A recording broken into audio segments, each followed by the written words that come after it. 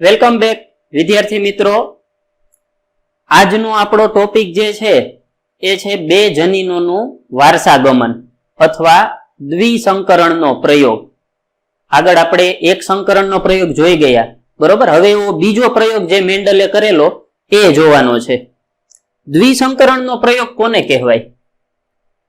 તો કે જ્યારે કોઈ બે લક્ષણો છે એને ધ્યાનમાં રાખી અને સંકરણનો પ્રયોગ છે એ કરવામાં આવતો હોય।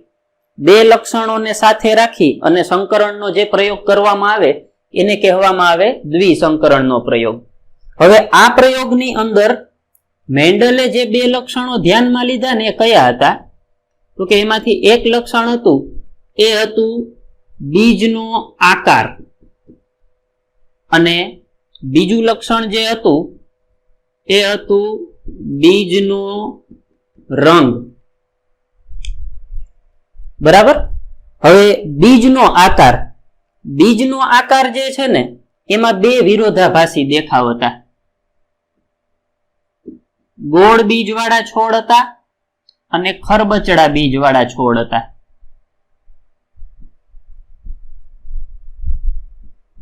એવી રીતના બીજનો રંગ જે છે એમાં પણ બે વિરોધાભાસી દેખાવ છે એ જોવા મળતા હતા। પીળા બીજવાળા છોડ પણ હતા અને લીલા બીજવાળા છોડ પણ હતા, બરોબર। એટલે જો અહીંયા બે લક્ષણો છે। હવે મેન્ડલને એક સંકરણના પ્રયોગો ઉપરથી એવું જાણવા મળ્યું હતું કે બીજના આકારમાં ગોળ આકાર માટેના બીજનું જે લક્ષણ છે એ ખરબચડા આકારવાળા લક્ષણ ઉપર પ્રભાવી છે। એવી રીતના પીળા રંગ માટેનું જે લક્ષણ છે એ લીલા રંગના લક્ષણ ઉપર પ્રભાવી છે। એટલે આ બંને છે એ પ્રભાવી અભિવ્યક્તિ હતી અને આ છે એ પ્રચ્છન્ન અભિવ્યક્તિ હતી। ગોળ બીજવાળા છોડ પ્રભાવી હતા, ખરબચડા બીજવાળા છોડ છે પ્રચ્છન્ન હતા, બરોબર। હવે આપણને પ્રશ્ન થાય કે મેન્ડલને આપણે કઈ રીતના કહી શકીએ કે ગોળ બીજ છે એ ખરબચડા બીજ ઉપર પ્રભાવી છે। ગોળ બીજ માટેના કારકો ખરબચડા બીજ માટેના કારકો અથવા એલેલ ઉપર પ્રભાવી છે।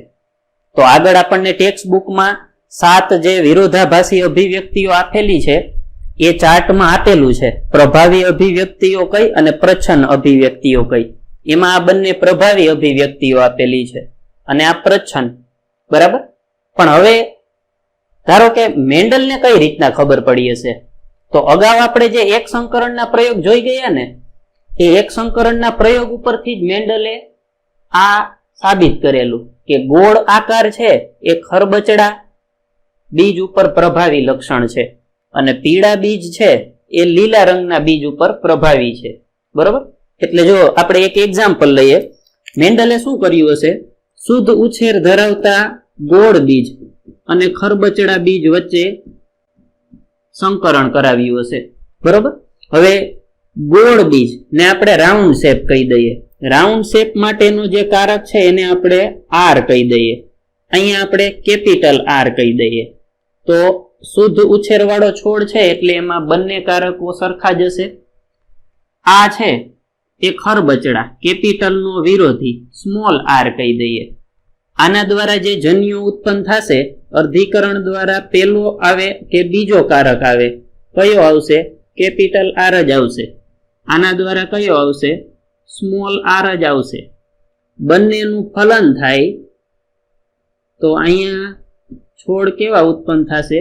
કેપિટલ આર સ્મોલ આર વાળા, બરોબર। આને તમે પી પેઢી કહી દો તો આ F1 પેઢી થશે।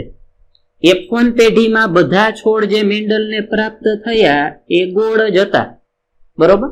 હવે આમાં એમણે સ્વફલન કરાવ્યું હશે અને સ્વફલનના પરિણામે પછી જે એમને F2 ની સંતતિ મળી એ આવી હતી capital R capital R, capital R small R, capital R small R અને સ્મોલ આર, બરોબર। આ બધા છે એ ગોળ હતા, અને આ ખરબચડા, બરોબર, રેશિયો એમને મળ્યો હશે 3:1. એટલે આના ઉપરથી એમણે એક સંકરણના પ્રયોગ ઉપરથી એ નક્કી જ કરી લીધું હતું, બરોબર, કે આ પ્રભાવી લક્ષણ છે અને આ પ્રચ્છન્ન અભિવ્યક્તિ છે. એમ અહીંયા પણ એવું થતું હતું. આનો પ્રયોગ કરીએ તો પણ એ જ 3:1 નું પ્રમાણ છે એ જ જોવા મળતું હતું. એટલે મેન્ડલને ખ્યાલ જ હતો કે આ પ્રભાવી અભિવ્યક્તિ છે અને આ પ્રચ્છન્ન અભિવ્યક્તિ છે, બરોબર. હવે એમણે આ બંને લક્ષણો છે ને એને ધ્યાનમાં રાખી અને એક સાથે બંને લક્ષણોને ધ્યાનમાં રાખી અને સંકરણનો પ્રયોગ કર્યો, બરોબર. હવે એમણે એક છોડ પાસ કર્યા શુદ્ધ સંવર્ધિત પિતૃ તરીકે. એ છોડમાં બે લક્ષણ આ હતા, ગોળ આકારવાળા અને પીળા રંગવાળા બીજ. અને બીજા જે છોડ પાસ કર્યા એ આવા હતા, ખરબચડા આકારવાળા અને લીલા રંગવાળા બીજ, બરોબર. હવે એક જ છોડમાં એક સાથે બે લક્ષણોનો અભ્યાસ કર્યો. હવે આપણે અહીંયા ગોળ આકાર રાઉન્ડ શેપ માટેનું કારક છે એ કહી દઈએ કેપિટલ આર, બરોબર. તો પછી આને આપણે સ્મોલ આર કહી દઈએ. હવે શુદ્ધ સંવર્ધિત છોડ હોય એટલે એમાં બંને વૈકલ્પિક કારકો છે એ સરખા જ હશે. આ પણ શુદ્ધ સંવર્ધિત છોડ છે એટલે આમાં પણ સરખા જ હશે, બરોબર. પીળા રંગ માટેનું કારક છે એને આપણે યલો કેપિટલ વાય કહી દઈએ. શુદ્ધ સંવર્ધિત છોડ છે એટલે એમાં બંને કેપિટલ વાય હશે. અને લીલાને કેપિટલ વાય નો વિરોધી સ્મોલ વાય કહી દઈએ આપણે, બરોબર. તો આ પ્રભાવી અને આ પ્રચ્છન્ન બંને છોડ છે એનો દેખાવ કેવો હશે, સ્વરૂપ પ્રકાર આવો હશે, ગોળ અને પીળા છોડ છે પણ એનો જનીન પ્રકાર આવો હશે, કેપિટલ આર કેપિટલ વાય. આ એક લક્ષણ માટેના કારકો થયા, આ બીજા લક્ષણ માટેના કારકો થયા. એમ આ છોડનો દેખાવ આવો હશે, ખરબચડા લીલા, પણ એનો જનીન પ્રકાર આવો હશે, સ્મોલ આર સ્મોલ વાય, બરાબર. એટલે આવા બે છોડ વચ્ચે એમણે સંકરણ કરાવ્યું. હવે જો હું અહીં નીચે લખી નાખું, ધારો કે આ છે પિતૃઓ, કેપિટલ આર કેપિટલ વાય, બરોબર. અને સ્મોલ આર સ્મોલ વાય. એટલે બંને લક્ષણો માટેના કારકો છે એ આપણે એક જ છોડમાં દર્શાવવાના છે. હવે આ બંને વચ્ચે સંકરણ કરીએ, અર્ધીકરણ દ્વારા જન્યુઓ ઉત્પન્ન થાય. એટલે જો આ બે લક્ષણ છે, બે છોડ વચ્ચે સંકરણ કરીએ છીએ, જન્યુઓ કેવા ઉત્પન્ન થશે? તો કે બે છોડ છે, બે લક્ષણ છે. આ આકાર માટેનું લક્ષણ છે અને આ રંગ માટેનું. બંને લક્ષણના બે કારકો છે. અર્ધીકરણ દ્વારા જન્યુ ઉત્પન્ન થાય એટલે બંને લક્ષણનું એક કારક છે એ જન્યુમાં આવવું જોઈએ. એટલે પેલું લક્ષણ લો તમે, આમાંથી પેલું કારક આવે કે બીજું કારક આવે, કયું આવશે? કેપિટલ આર જ આવશે, બરોબર, સરખા જ છે. એટલે એમ બીજા લક્ષણ માટેના જે બે કારકો છે એમાંથી પેલું આવે કે બીજું આવે, શું આવશે? કેપિટલ વાય જ આવશે. એટલે જન્યુઓ બધા સરખા ઉત્પન્ન થશે. અહીંયા આ છોડે આને મળતું જ આપણે થશે આમાંય, બરોબર. આની જેમ જ બે લક્ષણો છે. પેલા લક્ષણ માટેના બે માંથી કોઈ પણ કારક આવે, સ્મોલ આર જ આવશે. અને બીજા લક્ષણ માંથી કોઈ કારક આવે, સ્મોલ વાય જ આવશે. તો આ જન્યુઓ અને આ જન્યુઓ નું ફલન થાય, ફલિતાંડ, અને એમાંથી સંતતિ બને એ કેવી હશે? તો કે કેપિટલ આર અને સ્મોલ આર, કેપિટલ વાય અને સ્મોલ વાય. આપણે આર ને વાય ભેગા લખવાના છે, સાથે લખવાના છે, એટલે આમ લખીએ છીએ. આ બંને લખો ને આ બંને લખો તોય ચાલે, બરોબર. પણ આપણે આર ભેગા લખીએ અને વાય છે એ બંને ભેગા લખીએ, બરાબર. તો આ જે થઈ ને આ પી પેઢી છે, એમાંથી આ F1 પેઢી છે એ પ્રાપ્ત થઈ, બરોબર. હવે આ છે કેવા હતા? ગોળ પીળા, અને આ કેવા હતા? ખરબચડા અને લીલા. F1 ના છોડ કેવા થશે? F1 ના છોડ છે એમનો દેખાવ, સ્વરૂપ, પ્રકાર છે કેવો હશે? તો કે અહીંયા પ્રભાવી કારક કયા છે? Capital R. કેપિટલ આર એટલે ગોળ, પ્રચ્છન્ન સ્મોલ આર, ખરબચડા. પણ પ્રભાવીની હાજરીમાં એ અભિવ્યક્ત નહીં થાય, બરોબર? એમ અહીંયા પણ સ્મોલ વાય નહીં, કેપિટલ વાય અભિવ્યક્ત થશે. એટલે F1 માં બધા છોડ પ્રાપ્ત થયા એ આવો દેખાવ ધરાવતા હતા, ગોળ અને પીળા. બંને પિતૃઓ જે છે એમાંથી કોઈ એક પિતૃને સંબંધિત હતા, આના જેવા દેખાતા હતા. પણ જનીન પ્રકાર આના જેવો નહોતો. જનીન પ્રકાર છે હવે આવો હતો, બરાબર? હવે એક સંકરણના પ્રયોગની જેમ સેમ જ એણે શું કર્યું? કેપિટલ આર સ્મોલ આર અને કેપિટલ વાય સ્મોલ વાય નું સ્વફલન કરાવ્યું. ગોળ અને પીળા છોડનું ગોળ અને પીળા બીજવાળા છોડ સાથે સ્વફલન કરાવ્યું. હવે આ F1 ના જે છોડ છે એના દ્વારા જન્યુઓ કેવા ઉત્પન્ન થશે આપણે જોઈ લઈએ. અહીંયા F1 ના છોડ છે એનો જનીન પ્રકાર આવો છે, capital R small R, capital Y small Y, બરોબર? હવે જન્યુઓ છે એ કેટલા પ્રકારના અહીંથી ઉત્પન્ન થાય? તો જો આપણે ખ્યાલ છે કે આ બે અલગ અલગ લક્ષણ માટેના કારકો છે. અર્ધીકરણ થાય એટલે આ બંને લક્ષણના કારકો છે બે એમાંથી કોઈ એક કારક તો આવવું જ જોઈએ, બરોબર? આમાંથી એક કારક આવે અને આમાંથી એક કારક આવે જન્યુની અંદર, બરોબર? હવે એ જન્યુઓ છે એ કેટલા પ્રકારના અને કેવા ઉત્પન્ન થશે એની શક્યતાઓ આપણે જોઈ લઈએ. અહીંયા તમે એક કામ કરો, પેલા કેપિટલ આર લખી નાખો, બરોબર? પેલું લક્ષણ છે એ લઈ લો, અને બીજું છે બીજો કારક એ છે સ્મોલ આર લખી નાખો, બરોબર?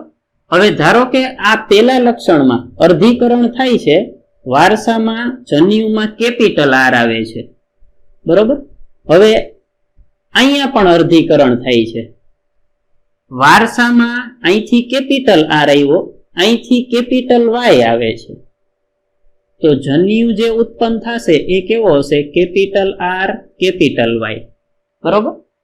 હવે પાછું અર્ધીકરણ થાય, અહીંથી ધારો કે શક્યતા છે કેપિટલ આર આવવાની છે, પણ અહીંથી પેલાને બદલે બીજો આવે, કેપિટલ વાય નહીં સ્મોલ વાય આવવાની શક્યતા પણ છે. તો હવે જન્યુ ઉત્પન્ન થશે કેપિટલ આર સ્મોલ વાય, બરાબર? એમ સ્મોલ આર દ્વારા જે જન્યુ ઉત્પન્ન થાય એની શક્યતાઓ. તો કે અહીંયા અર્ધીકરણ થયું, હવે જન્યુમાં બીજો કારક વારસામાં આવ્યો, જન્યુમાં સ્મોલ આર આવે છે, અને બીજી જોડ જે છે એમાંથી ધારો કે પેલો કારક આવે છે કેપિટલ વાય. તો સ્મોલ આર ની સાથે અહીંથી સ્મોલ આર આવે અને અહીંથી પેલો કારક આવે, તો શક્યતા આવી છે, બરાબર? એવી રીતના પાછું અહીંથી સ્મોલ આર જ આવે, સ્મોલ આર જ આવે, અને અહીંથી પેલાની બદલે હવે બીજો કારક આવે સ્મોલ વાય, આ બીજી શક્યતા, બરોબર? તો અર્ધીકરણ થાય એટલે આપણને આવા જન્યુઓ છે એ મળી શકે આવા છોડ દ્વારા, બરાબર? Capital R capital Y, capital R small R capital Y અને સ્મોલ આર સ્મોલ વાય. કેટલા પ્રકારના જન્યુ થયા? 4 પ્રકારના. એટલે F1 ના જે છોડ છે એ F1 ના છોડ દ્વારા અલગ અલગ જાતના જન્યુઓ છે એ ઉત્પન્ન કરવાની સંભાવના છે 4 અલગ અલગ પ્રકારના જન્યુ છે એ F1 ના છોડ ઉત્પન્ન કરી શકે. બરોબર. હવે જો મિત્રો જન્યુઓ છે એ કેવા પ્રકારના ઉત્પન્ન થાય એની ગણતરી કરવા માટેની આ જે મેથડ છે, આ જે પદ્ધતિ છે ને, એને કહેવામાં આવે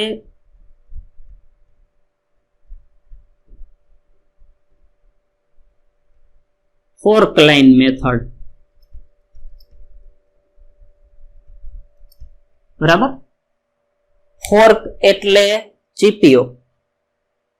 ફોર્ક ચીપિયાની જેમ ત્રાસી લીટીઓ દોરી અને આપણે સંભાવનાઓ ચકાસીએ કે ભાઈ કેપિટલ આર છે તો એની સાથે અહીંથી આ બે આવવાની સંભાવના છે, એમ અહીંથી સ્મોલ આર આવે તો એની સાથે આ બંને આવવાની સંભાવના છે. એટલે આવી રીતના આપણે નક્કી કરી શકીએ કે 4 પ્રકારના જન્યુઓ છે ઉત્પન્ન થાય. બરોબર. આ જે પદ્ધતિ છે એને ફોર્ક લાઈન મેથડ કહેવામાં આવે. હવે આ યાદ રાખજો, 4 જાતના જન્યુ છે એ F1 ના છોડ દ્વારા ઉત્પન્ન થશે. હવે આનું સ્વફલન થાય, સ્વફલન થાય તો પાછા F2 ની સંતતિઓ કેવી મળશે? F2. બરોબર. એ આપણે જોઈએ હવે. ઓકે, તો મિત્રો અહીંયા મેં પુનેટ સ્ક્વેર છે એ દોરી કાઢ્યો છે. બરોબર. આપણે ખોટો સમય ન બગડે એટલા માટે. હવે F1 ના છોડનું સ્વફલન કરીએ તો F2 માં સંતતિઓ કેવી મળશે એની આપણે ગણતરી કરવાની છે. F1 ના છોડ છે એનો દેખાવ આવો છે, જનીન પ્રકાર આવો છે. F1 ના આવા જનીન પ્રકાર ધરાવતા છોડ માં અર્ધીકરણ થઈ અને જન્યુઓ ઉત્પન્ન થાય એ 4 પ્રકારના થાય. આગળ આપણે જોઈ ગયા. એ 4 પ્રકારના જન્યુઓ છે એ કેવા હોય? જો અહીંયા હું લખી કાઢું. ધારો કે એક જન્યુ છે એ કેપિટલ આર, પેલા આપણે capital R, small R, capital R, small R લખી કાઢું. કેપિટલ આર ની સાથે કેપિટલ વાય, આની સાથે કેપિટલ વાય, આની સાથે સ્મોલ વાય અને આની સાથે સ્મોલ વાય. બરોબર. આ 4 જાતના જન્યુઓ છે એ ઉત્પન્ન થયા છે. હવે આ બાજુ પણ સ્વફલન થાય છે એટલે અહીંયા પણ લખી કાઢું capital R, small R, capital R, small R, capital R ની સાથે વાય, સ્મોલ આર ની સાથે વાય કેપિટલ, અને પછી 2 વખત સ્મોલ વાય લખી કાઢું. બરોબર. સાથે રાખીએ એટલે આપણે જનીન પ્રકારની ગણતરીમાં સરળતા રહે. આના માટે આ ખાનું છે, આના માટે આ ખાનું છે, આના માટે આ, અને કેપિટલ આર કેપિટલ વાય પ્રથમ ખાના માટે, capital R capital Y. Ready. હવે અહીંયા જે જન્યુઓ છે આપણે સ્વફલન જ કરવાનું છે, પણ આ બાજુના જન્યુઓ છે એને તમે નર જન્યુ કહી દો અને આ બાજુના જન્યુ છે એને માદા જન્યુ કહી દો. હવે 4 પ્રકારના જન્યુઓનું અન્ય 4 પ્રકારના જન્યુઓ સાથે ફલન થાય તો ફલિતાંડ કેવા બનશે? 4 અને 4 16 શક્યતાઓ છે, અલગ અલગ 16 સંભાવનાઓ છે. જનીન પ્રકાર કેવા બનશે F2 પેટીમાં? બરોબર. હવે આપણે અહીંયા જોઈ લઈએ. પહેલા ખાનામાં અહીંથી આપણે કેપિટલ આર કેપિટલ વાય લેવાનું. બંને કેપિટલ છે એટલે હું લખી કાઢું અહીંયા કેપિટલ આર કેપિટલ વાય, ઊભું આ ખાનામાં લખી કાઢું છું. Capital R capital Y, capital R capital Y, capital R capital Y. આ જન્યુ અહીંયા આવે, આ જન્યુ અહીંયા આવશે એટલે બીજો પણ કેપિટલ આર કેપિટલ વાય. તો એક છોડ આવો મળશે આપણને. બરાબર. હવે અહીંથી કેપિટલ આર કેપિટલ વાય, અહીંથી શું આવશે તો કે સ્મોલ આર અને સાથે કેપિટલ વાય. અહીંથી શું આવશે? Capital R small Y. અહીંથી કેપિટલ આર કેપિટલ વાય, અહીંથી સ્મોલ આર સ્મોલ વાય, બરાબર.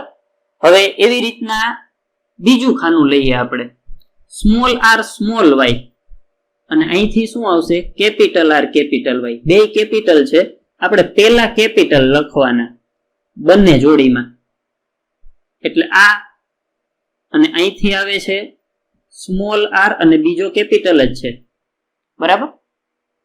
હવે સ્મોલ આર કેપિટલ વાય, અહીંથી પણ સ્મોલ આર કેપિટલ વાય, એટલે બંને સ્મોલ આર અને બંને કેપિટલ વાય.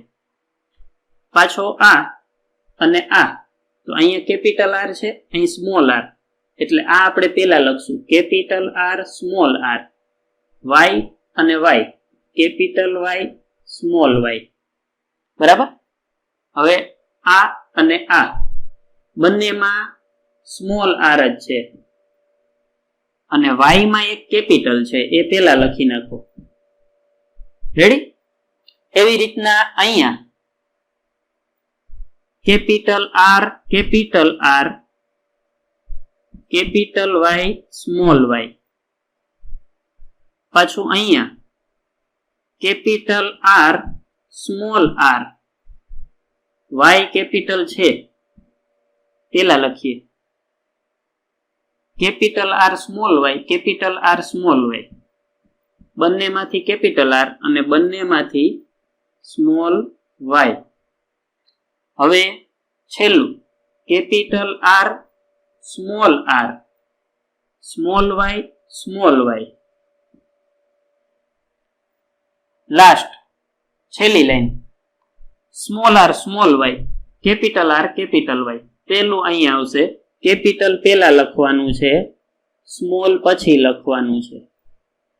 હવે સ્મોલ આર સ્મોલ વાય અહીંયા આવશે, અને અહીંથી બંનેમાં સ્મોલ આર જ છે, પણ વાય કેપિટલ પેલા લખશું અને આ વાય સ્મોલ પછી લખશું. Capital R small Y, capital R અહીંયા સ્મોલ આર છે, કેપિટલ વાય નથી, બંને સ્મોલ વાય. હવે last small R small Y, બધા સ્મોલ. રેડી? તો આ થયા એ છોડના જનીન પ્રકાર થયા. શું થયું?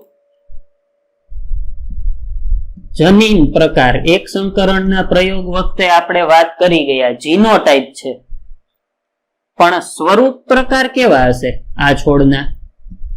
ફિનોટાઇપ. દેખાવ કેવા હશે આ જે છોડ મળ્યા એના? તો હવે એ જોવાનું છે આપણે. F2 પેઢીમાં જે છોડ મળ્યા ને મેન્ડલને, એ F2 પેઢીના બધા છોડ છે એનો દેખાવ છે એ કેવો હતો? તો કે એમાં અમુક છોડ છે એ ગોળ અને પીળા બીજ વાળા હતા, અમુક છોડ છે એ ગોળ અને લીલા બીજ વાળા હતા, અમુક છોડ ખરબચડા અને પીળા બીજ વાળા હતા, અને અમુક છોડ ખરબચડા અને લીલા બીજ વાળા હતા. તો આ એમનો સ્વરૂપ પ્રકાર હતો. મેન્ડલે દ્વિસંકરણના પ્રયોગમાં F2 નું રિઝલ્ટ જે જોયું ને, તો એમાં F2 માં એને 4 અલગ અલગ દેખાવ અથવા સ્વરૂપ ધરાવતા છોડ છે એ પ્રાપ્ત થતા હતા. ગોળ અને પીળા, ગોળ અને લીલા, ખરબચડા અને પીળા, અને ખરબચડા અને લીલા. બરાબર? હવે આ જે છોડ હતા ને, એમનો રેશિયો, એમનું પ્રમાણ છે ને, એ કેટલું પ્રાપ્ત થયું? તો કે આમ જો 16 શક્યતાઓ છે, પણ એ 16 જે છોડ હતા ને એમાં દેખાવમાં આવી વહેંચણી હતી. 9 છોડ છે એ આવા હતા, ગોળ અને પીળા. 3 છોડ છે એ ગોળ અને લીલા હતા. 3 છોડ છે એ ખરબચડા અને પીળા હતા, અને 1 છોડ છે એ ખરબચડા અને લીલા હતા. એટલે F2 નું જે રિઝલ્ટ મળ્યું ને એમાં સ્વરૂપ પ્રકારનું રિઝલ્ટ દેખાવમાં 4 જાતના છોડ કુલ 16 માંથી આ પ્રમાણમાં પ્રાપ્ત થયા. 9:3:3:1 9:3:3:1 નો રેશિયો છે એ F2 માં મળ્યો મેન્ડલને. બરાબર. હવે એક બીજી વસ્તુ, પી પેઢીમાં આપણે છોડ લીધા ને એ તમારે યાદ રાખવા હોય, પ્રભાવી શુદ્ધ ઉછેરવાળા અને પ્રચ્છન્ન શુદ્ધ ઉછેરવાળા. બરાબર. તો આ રીતના યાદ રાખવાનું. પ્રથમ અક્ષર લઈ લો, ગોપી અને ખલી. બરાબર. ગોપી અને ખલી પી પેઢી સંકરણ કરાયું F1 માં પ્રાપ્ત થઈ એ ગોપી. F1 માં જે સંતતિઓ હતા એ બધા ગોળ અને પીળા એટલે પાછું ગોપી. ગોપી, ખલી, ગોપી. F2 માં રિઝલ્ટ મળ્યું 9:3:3:1. પેલો અક્ષર યાદ રાખી લો, પ્રથમ અક્ષર શું થશે? ગોપી ગોલી, ખપ્પી ખલી. બરાબર. ગોપી ગોલી, ખપ્પી ખલી. 9:3:3:1. રેડી? એટલે આમ તમે સરળતાથી આ પ્રયોગ છે એ યાદ રાખી શકો. હવે આ જે પ્રમાણ મળ્યું મિત્રો 9:3:3:1 F2 પેઢીનું, આના ઉપરથી મેન્ડલે એક અવલોકન કર્યું. શું અવલોકન કર્યું એમણે? તો કે અહીંયા જે પ્રભાવી લક્ષણ હતું ગોળ અને પીળા બીજ અને પ્રચ્છન્ન લક્ષણ હતું ખરબચડા અને લીલા બીજ. બરોબર. એટલે બે લક્ષણ ધ્યાનમાં લીધા હતા આપણે. પણ મેન્ડલે શું જોયું અહીંયા? તો કે આમાંથી કોઈ પણ એક લક્ષણ લઈ લો તમે. ધારો કે આપણે એક લક્ષણ લઈ લઈએ, બીજનો આકાર. તો એને શું જોવા મળ્યું? આ પ્રયોગમાં પણ ગોળ બીજ અને ખરબચડા બીજ,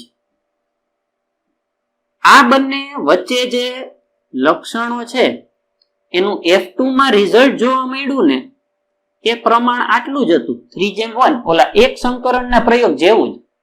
બીજું લક્ષણ લઈ લો તમે, બીજનો રંગ. તો અહીંયા પણ F2 માં જે પરિણામ જોવા મળ્યું ને, બીજનો રંગ પીળા અને લીલા, તો એમનું પરિણામ પણ 3:1 જેવું જ હતું. એટલે આ પ્રયોગમાં પણ લક્ષણો છે F2 માં જે વારસાગમન થતું હતું લક્ષણનું એ 3:1 ના પ્રમાણમાં જ થતું હતું. એટલે એના ઉપરથી કહી શકીએ આપણે 3 વાળું પ્રમાણ છે એ પ્રભાવી લક્ષણ હશે અને 1 વાળું પ્રમાણ છે એ પ્રચ્છન્ન લક્ષણ હશે. હવે જો અહીંયા ગોળ બીજ વાળા છોડ ટોટલ 16 છોડ છે. ગોળ બીજ વાળા છોડ છે એ જોવો જોઈએ. ગોળ કેટલા થયા? 12 છોડ છે. અને ખરબચડા બીજ વાળા 3 અને 1 4 થયા. રેશિયો કેવો થયો? 3:1. બરોબર. આવું જ તમે બીજું લક્ષણ લઈ લો, પીળા બીજ 9 ને 3 12, લીલા બીજ 3 ને 1 4, 3:1 નો રેશિયો થયો. બરોબર. એટલે અહીંયા મેન્ડલે જોયું કે બંને લક્ષણો છે ને એમાં 3:1 નું પ્રમાણ છે એ જળવાઈ રહે છે. બરાબર. એટલે હવે આ જે અવલોકન જોવા મળ્યું મેન્ડલને, એમના ઉપરથી મેન્ડલે એક નિયમ આપ્યો. એ નિયમને કહેવામાં આવે મુક્ત વિશ્લેષણનો નિયમ. આ ત્રીજો નિયમ મેન્ડલના આનુવંશિકતાના નિયમો પૈકીનો ત્રીજો નિયમ મુક્ત વિશ્લેષણનો નિયમ. જો બીજો નિયમ હતો ને એ ખાલી વિશ્લેષણનો નિયમ હતો, અહીંયા મુક્ત વિશ્લેષણનો નિયમ. હવે લો ઓફ ઇન્ડિપેન્ડન્ટ એસોર્ટમેન્ટ કહેવામાં આવે. આ નિયમમાં મેન્ડલે શું કહ્યું? જ્યારે કોઈ સંકરણમાં લક્ષણોની બે જોડ સાથે આવે ત્યારે કોઈ એક જોડનું લક્ષણ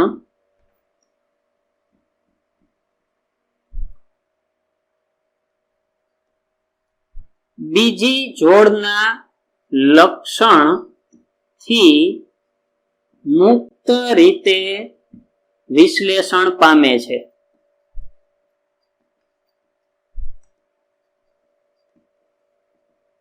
મેન્ડલે એવું કહ્યું કે જ્યારે કોઈ પણ સંકરણના પ્રયોગમાં લક્ષણોની બે જોડ લઈએ આપણે આવી રીતના, તો એમાં એક જોડનું લક્ષણ એ અન્ય જોડના લક્ષણથી મુક્ત રીતે વિશ્લેષણ પામે.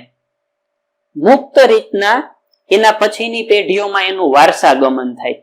એટલે એમણે શું કહ્યું કે બે લક્ષણોની જોડીઓ લઈ અને એનું સંકરણ કરાવવામાં આવે તો ફરજિયાત એવું નથી કે એક લક્ષણ વારસામાં આવે એની સાથે બીજું લક્ષણ પણ વારસામાં આવે જ. લક્ષણોની જોડ છે એ સ્વતંત્ર રીતે વિશ્લેષિત થતી હોય. આ F2 ના રિઝલ્ટ 9:3:3:1 આના ઉપરથી મેન્ડલ છે એમણે એ સાબિત કર્યું. કઈ રીતે? હવે જો અહીંયા આપણે લઈ લઈએ કે લક્ષણોની એક જોડ હતી, બરોબર, બીજનો આકાર અને બીજનો રંગ. હવે અહીંયા આપણે એક જોડનું લક્ષણ લઈએ, ગોળ બીજનો આકાર જે છે એ. તો ગોળ બીજનું લક્ષણ જે છે ને, આ એક જોડ થઈ ગોળ કેપિટલ આર કેપિટલ આર.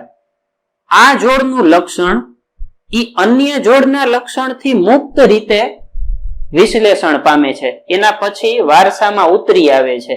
એટલે કે ગોળ બીજ છે એ વારસામાં આવે તો એની સાથે બીજું લક્ષણ છે બીજી જોડનું જે એ આ આવી શકે, રંગ માટેનું લક્ષણ છે.